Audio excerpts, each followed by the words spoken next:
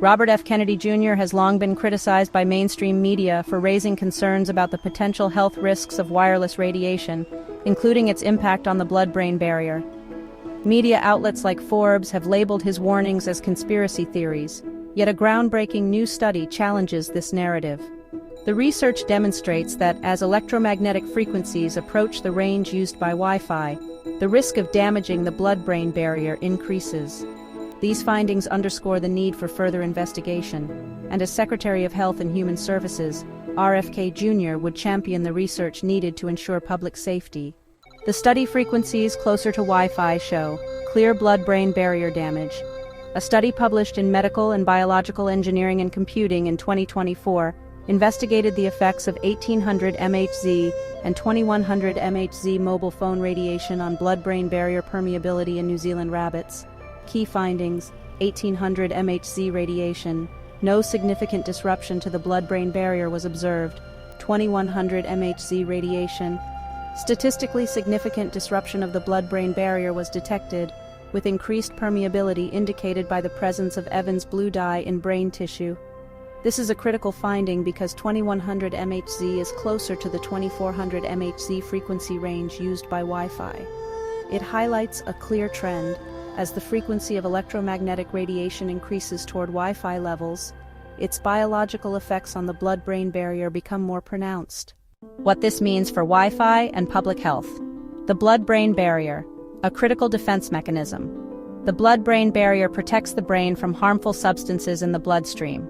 Disruptions to its integrity can allow toxins, pathogens, and other harmful substances to enter the brain, potentially leading to neurological disorders like Alzheimer's disease, Parkinson's disease, and even cancer.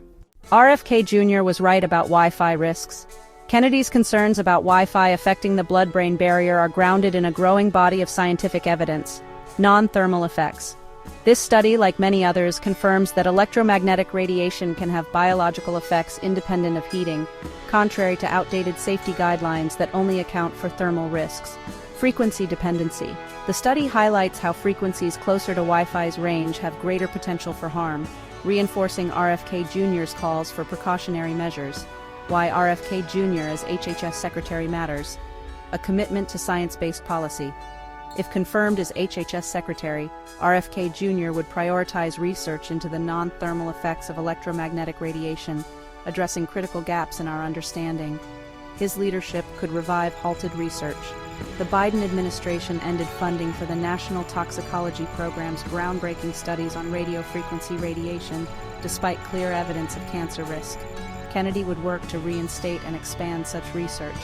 Update safety guidelines. Current FCC guidelines are nearly 30 years old and fail to account for the biological impacts of radiofrequency radiation. Kennedy would push for regulations based on modern science, increase public awareness. Kennedy's transparency and commitment to public health would ensure that citizens are informed about potential risks and how to mitigate them. Media bias, the real conspiracy. Mainstream media has vilified RFK Jr. for questioning the safety of wireless technology, yet the real conspiracy lies in the media's unwillingness to scrutinize the industry. Key facts include outdated guidelines.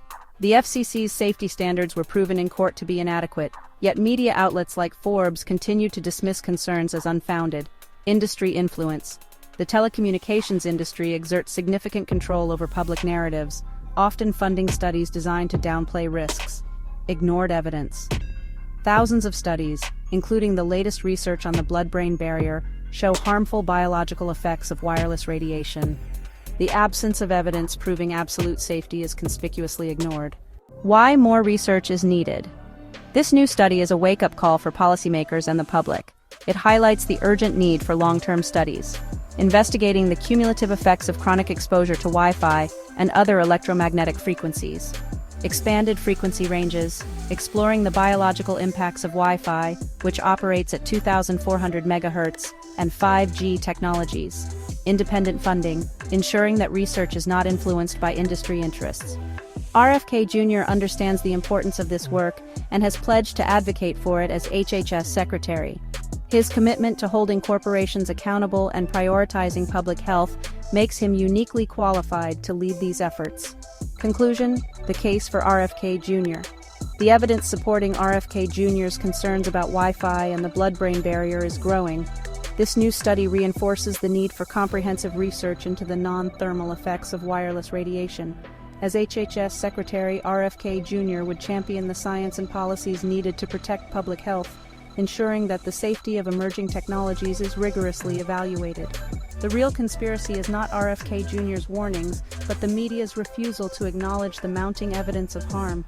This study is a testament to why more research is urgently needed and why RFK Jr. is the right person to lead the charge.